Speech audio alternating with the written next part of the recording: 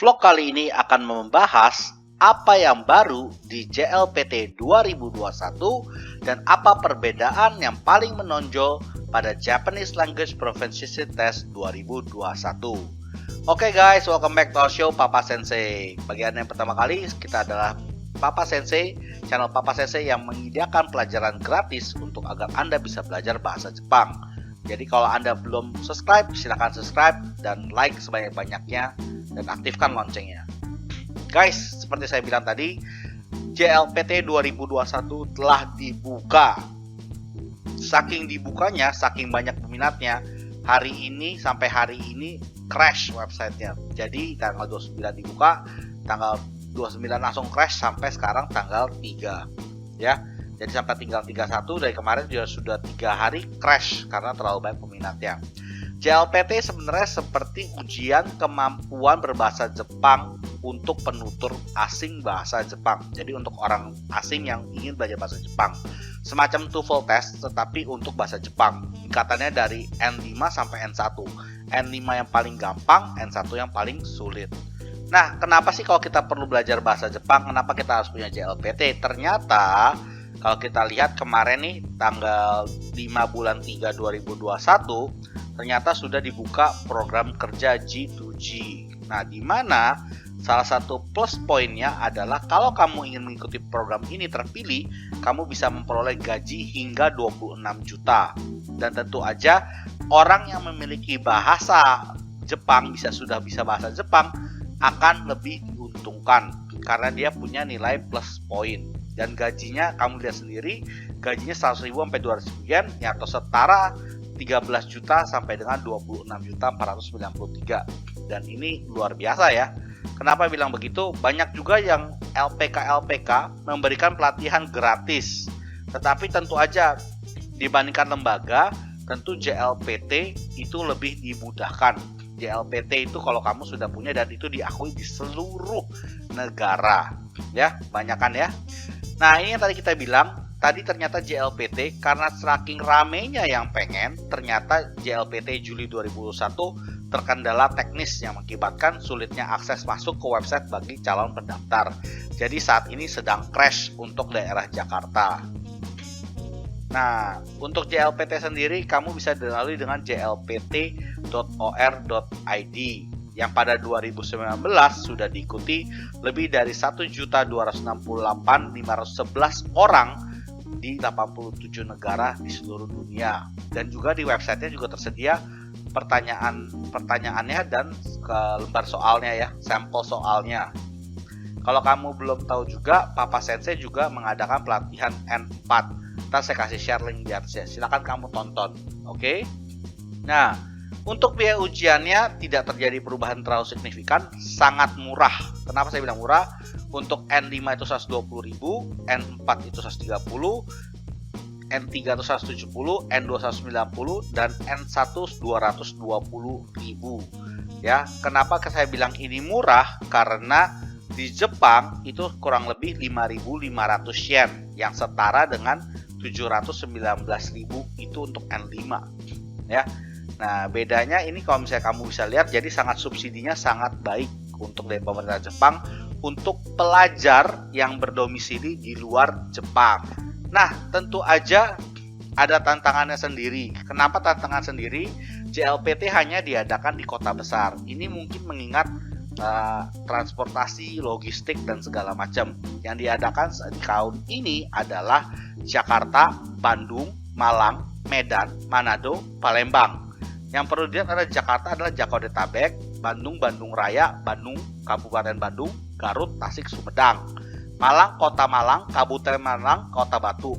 Medan, Kota Madya Medan. Manado, domisili tidak dibatasi. Palembang, Kota Madya, Palembang. Ya, untuk lebih lengkapnya juga bisa di bit.ly/tanya JLPT. Nah, yang di spesial sedikit di 2021 ini ada protokol kesehatan. Protokol kesehatan ini termasuk kamu harus swab antigen.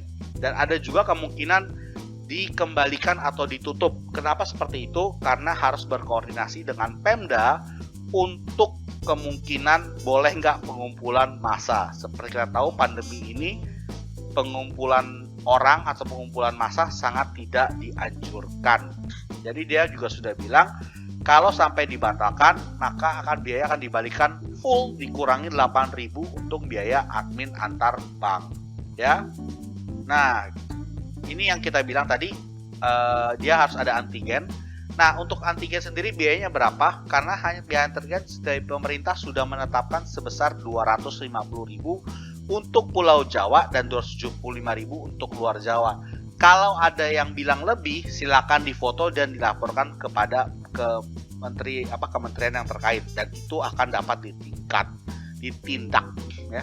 Karena kita lihat izin keramaian itu perlu banget dari Polri, dan aturan barunya adalah ini salah satunya di Bogor. Ini harus benar-benar bagus banget, harus dijaga karena ada kapasitas ruangan, ada memakai masker, ada cuci tangan, harus ada hand sanitizer segala macam, dan ini harus dilakukan di JLPT. Maka JLPT tahun ini juga ada kuota, kalau nggak salah 250. Nah ya, keramaian wajib kantongi surat rekomendasi Gustu COVID-19. Jadi sangat ketat. Jadi pemerintah Jepang di satu pihak mencoba mengakomodasi tapi tanpa melawan peraturan pemerintah. Dan seperti biasa kita tahu Jepang ini sangatlah protokoler ya. Nah, kalau terjadi pemalsuan atau pelanggaran, maka bisa dapat hubungan antar negara retak dan ada penanggung jawabnya, terancam kurungan maksimal 6 tahun penjara. Nah, yang saya mau garis bawahi adalah ini, tanya jawab seputar JLPT. Pertanyaan yang paling sangat spesial adalah ini nih. Jadi pada 4 Juli ini harus ini. Nah, tapi ada yang ini. Bagaimana, apakah bisa mendaftar JLPT bila saya menetap atau tinggal di domisili? Waktu yang lalu sebenarnya kita tinggal kalau domisili dimanapun, asal kita bisa mendaftar dan di tempat ujian tertentu, maka kita bisa dilakukan. Cuman ternyata pada JLPT tahun ini tidak bisa. Jadi kalau kamu ingin, misalnya saya orang warga Lampung, saya ingin mendaftar di Jakarta, karena di Lampung jadi tidak ada, itu tidak bisa. Bisa kalau saya misalnya adalah mahasiswa yang terdaftar di Jabodetabek, atau saya sekolah di Jabodetabek, atau KTP saya Jabodetabek. Di luar itu tidak bisa. Kalau misalnya saya punya KTP luar Jabodetabek, tetapi saya punya kartu pelajar atau kartu tanda mahasiswa Jabodetabek, bisa. Ya, jadi intinya harus ada surat keterangan resmi yang menyatakan kamu itu belajar atau beraktivitas atau tinggal lama di daerah yang sesuai dengan pembukaannya. Kenapa begitu? Karena pemerintah Jepang ini, dan kebetulan protokol kesehatan ini tidak ingin agar kita pindah-pindah ke antar kota karena dapat menyebabkan penularan dari pandemi COVID-19. Jadi sekarang ini 2021 yang paling berkenan adalah kalau kamu Jakarta hanya bisa daftar Jabodetabek, kalau kamunya Bandung untuk Bandung Raya doang, Malang itu Kabupaten Malang, Kota Batu, Medan di Kota Madya Medan, Manado domisili tidak dibatasi, Palembang di Kota Madya Palembang. Jadi ini benar-benar dipelajarin ya. Kalau memang kalian di luar, bersabar aja, mungkin Desember ada perubahan. Nah, untuk pendaftarannya sendiri ini semuanya harus secara online melalui, kalau misalnya sebelumnya kita swab antigen dulu. Swab antigen ini H-3 ya, jadi 72 jam. Jadi kalau misalnya sekarang 14, tanggal paling baiknya itu tanggal 12 atau 13 kamu swab ya, karena swab itu sangat mudah dan sangat cepat, hanya kurang lebih 10 menit atau kurang. Tapi kamu tidak bisa melakukan di rumah, kamu harus melakukan di rumah sakit yang dapat mengeluarkan surat keterangan swab tes antigen. Oke, bahkan kalau kamu sudah vaksin pun tetap harus ya. Nah, ini yang tadi saya bilang mengapa di beberapa daerah tidak diadakan ujian JLPT.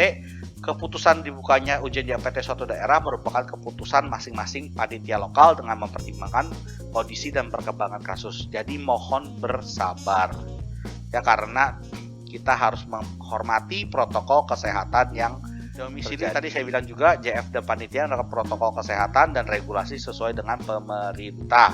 Nah, kalau kamu memang dalam online nanti tidak harus menunjukkan surat KTP, KTM, surat pelajar, cuma nanti di sana di tempat akan dicek, dan kalau kamu ternyata tidak sesuai, kamu akan dibalikan atau disuruh pulang. Jadi berhati-hati, mohon diharapkan peraturannya diperjelas ya. Jadi share video ini sebanyak-banyaknya supaya teman-teman kamu tahu. Demikianlah penjelasan perbedaan mengenai JLPT 2021. Share video ini sebanyak-banyaknya, like, share, dan subscribe supaya orang makin tahu dengan JLPT dan makin membesarkan kemungkinan kamu dan mereka dapat terbang dan bekerja maupun belajar di Jepang. Kyo wa kokoma desu. Otsukaresama desu.